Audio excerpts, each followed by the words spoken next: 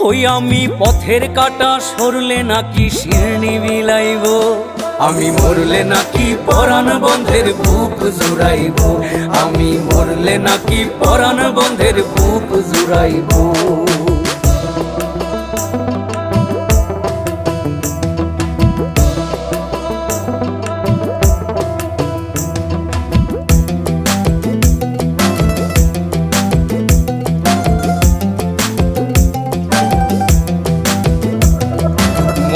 মতো ছিল নাকি আমার মুখের কথা, আরে দিনে দিনে মধু হইল নিশিন্দার চিতা।